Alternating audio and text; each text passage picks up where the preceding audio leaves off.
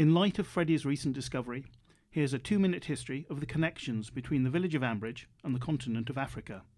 Is it very largely a story of colonialism and white saviour complexes? I couldn't possibly comment. We start in 1954, when Clive Lawson Hope, son of the Squire, was courting Christine Archer. Clive's Uncle Percy died, leaving Clive a farm in Kenya. This gave him the wherewithal to propose to Christine, but she turned him down, so he went off to Africa on his own. 5 years later, Charles Grenville travelled in the opposite direction, turning up in Ambridge in 1959 as the new owner of the Fairbrother estate, after many years farming in Africa.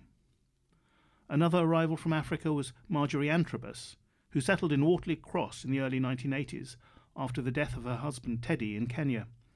She then moved to Ambridge, bringing with her happy memories of their evenings at the Colonial Club in Nairobi. Clive Lawson Hope wasn't the only one with an uncle in Africa.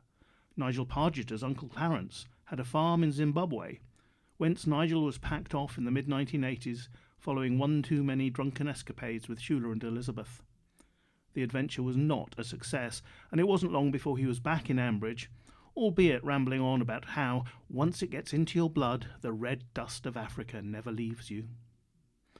Adam Macy spent quite a bit of time in Africa in the 1990s, digging wells for irrigation and in one Kenyan village, crossing local and British goats to produce a flock that had the hardiness of the local animals, but much higher milk yields.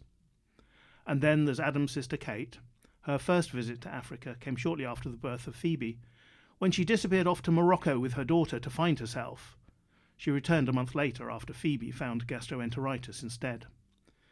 Kate then left her daughter behind on her subsequent journey of self-discovery, which resulted in her discovering and marrying Lucas Madikani, and having 2 children with him, Nolatando and Sipo.